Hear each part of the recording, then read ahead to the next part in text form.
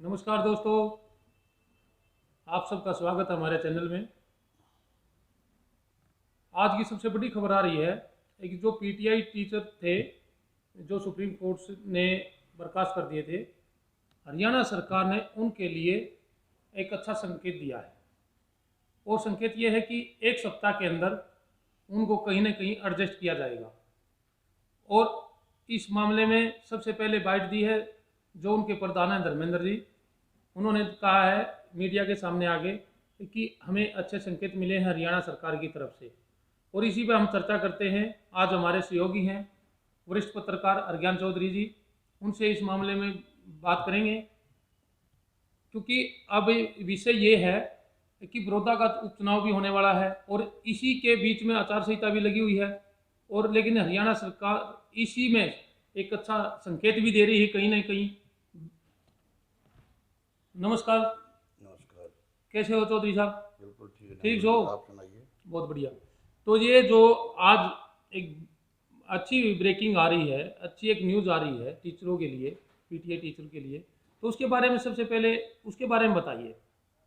ऐसा है, ऐसे फैसले सरकार चुनाव के समय करती रहती है, लेकिन जिस तरह का भरोसा जो उनका संघ है पीटीआई, बर्खास्त पीटीआई का, जी उसके प्रधान और उसके पदाधिकारियों ने जताया है कि हमें सरकार के विश्वास पे पूरा भरोसा है, सरकार के आश्वासन पे और सोमवीर सांगवान के आश्वासन पे पूरा भरोसा है।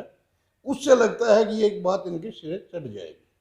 नहीं, बात यहाँ पे ये एक है कि चलो एक अच्छी बात है कि 1983 जो उसके बेरोजगार हो गए थे, कोई भी मतलब मानते हैं 1983 के पीछे अगर मल्टीप्लाई किया जाए, अगर एक घर में 4 या 5 सदस्य है तो काफ़ी मतलब 8-10 हज़ार आदमी होते आठ हैं। दस हज़ार आदमी बिल्कुल परिवार मतलब 8-10 हज़ार आदमी बिल्कुल चूल्हा बुझने को तक। हाँ चूल्हा भी, और वो साथ साथ में माइंड से डिस्टर्ब भी हो चुके थे।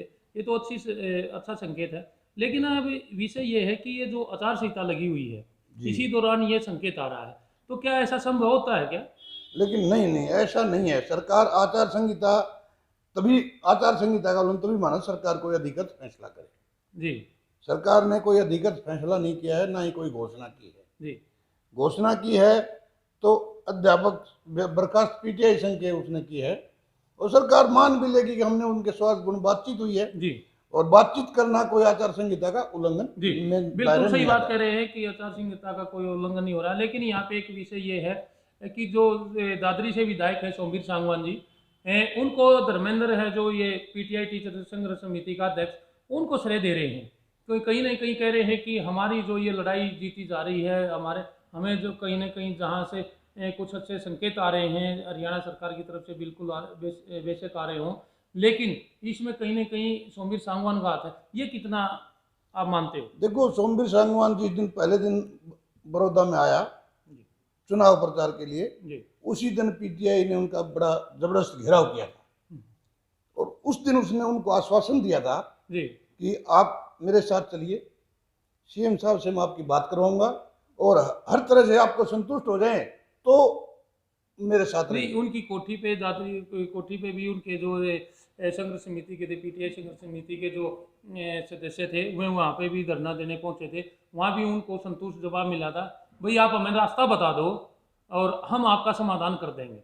हाँ हाँ, तो उन्होंने जो पीटीआई के साथ जो इनकी पहले प्राथमिकता ये थी कि भी आप मेरे साथ चलिए, जी मैं आपकी बातचीत कराऊंगा, आप मेरी बातचीत से संतुष्ट ना हो तो जो मर्जी करें। जी अगर सरकार के साथ आपकी बातचीत कराऊंगा, आप सहमत हो जाएं कि आपको लगे कि विश्वसनीय है जी जी और उनको उनका न्याय मिल रहा है, तो जी आप मेरी बात से सहमत हो जाइए। ठीक। अब जी बिल्कुल। लेकिन ये कि यहाँ पे छोटा एक प्रश्न और भी उठता है कि जैसे जिस तरीके से बड़ौदा उपचुनाव को लेके या किसी भी विषय में सोमवीर सांगवान जी की भूमिका अग्रणीय हो रही है, आगे आ रही है, तो उसमें क्या लगता है कि कहीं ना कहीं हरियाणा सरकार को ये लगता है कि सोमवीर सांगवान हमारे रथवान अच्छे हैं? नहीं, ऐसा है, मैं आपको बताऊं, सोमवीर क्योंकि सांगवान, किसी भी मामले में देख लीजिए, सोमवीर सांगवान, अगर जनता बुटाना कॉलेज को भी लीजिए या किसी और विषय में भी लीजिए, अगर बड़ौदा में देखा जाए तो उनके प्रोग्राम सारे हिट जा रहे हैं। देखो, सरकार से एक भूल हुई है कि उनको टिकट नहीं दी दादरी में। जी ये सबसे पहले बीजेपी ने भूल की है। जी भूल को सुधार का मौका मिला हुआ है। जी वो चाहें तो उन्हें कोई अच्छा पद नवाज के और ठीक जगह पे उसको एडजस्ट करके, और लोगों में जो है ना वो खासकर जाट समुदाय में, लेकिन ईमानदारी की बात है, किसान और जाट समुदाय में एक भरोसा पैदा कर सकते हैं कि वो सरकार जी। किसानों के प्रति आश्वस्त है। एक बात और भी उठती है यहाँ पे, एक कि चौधरी साहब, जैसे मान लो कोर्ट ने फैसला किया भाई इनको बर्खास्त किया जाए, सुप्रीम कोर्ट ने, जो आपके देश का सबसे बड़ी पावर है, न्यायालय है, उसने फैसला कर दिया, लेकिन ये हरियाणा सरकार उनको कैसे एडजस्ट करेगी, ये भी एक विषय है। नहीं, सुप्रीम कोर्ट कभी किसी की नौकरी के जाने के लिए नहीं कहती है जी वो नियमों का उल्लंघन हुआ उसको देखती है। जी सरकार का काम है कि वो कैसे सुप्रीम कोर्ट के फैसले को जी ओबे करते हैं। वो जी जी सरकार ओबे करेगी, जी डिनाई नहीं करेगी। जी जी उन्होंने पीटीआई टीचर के बाद जो ये थे, क्या बोलते हैं अपने, ये जो गेस्ट टीचर थे, जी उस मामले में भी जो है ना सरकार ने उनका फैसला माना। जी सरकार जो है ना, सरकार ने उनको एडजस्ट कर दिया। जी और इससे पहले सरकार अगर करना चाहे तो कर सकती है। जी सरकार, कोर्ट ने तो कह दिया, हाई कोर्ट ने कि जेबीटी के भर्ती निकालो, जी 2 महीने में निकालो, सरकार नहीं निकाल दी। जी जी तो सरकार के पास अपने सब चीजें हैं, वो करती है तरीके से। कोर्ट का लास्ट में कोर्ट का जो कंटेप्ट ऑफ कोर्ट जाता है वो तो बहुत देर की बातें हैं। जी। उससे पहले कोई जब लोग संतुष्ट हो जाए तो कौन कंटेप्ट के लिए जाएगा। इसका सीधा सीधा असर क्या बड़ौदा उपचुनाव पे नहीं पड़ेगा 1983 का, अगर कहीं ना कहीं इनके अच्छे संकेत आए तो क्या हो सकता है कि जो अब बड़ौदा में हवा चल रही है भाई, अभी अगर आपने सर्वे किया है, आप यहीं रह रहे हैं, तो आपको लगता है कि कहीं ना कहीं ये सरकार के हित में फैसला जा सकता है? नहीं, इसमें ये बात है कि जो 1983 पीटीआई है, लगभग इनमें से 10% पीटीआई आपके बड़ौदा से ही है। जी जो मेरा जो उनसे जी जी पीटीआई संघ से जो बात थी उनके अनुसार, जी बिल्कुल। हो सकता है कम ज्यादा हो, लेकिन उन्होंने जो मुझे बताया कि 10% पीटीआई हमारे बड़ौदा में है, और हम अपने रिश्तेदारों के समेत इलेक्शन में उतरेंगे और सरकार को हराने का काम करेंगे अगर हमारी बात नहीं मानी तो। जी लेकिन अब हो सकता है वे लोग सरकार के नहीं, ये जो फैसला अभी लिया गया है, इनको इतने दिन के बाद लिया गया है कि कहीं ना कहीं ये उपचुनाव का प्रेशर तो नहीं है हरियाणा सरकार के ऊपर?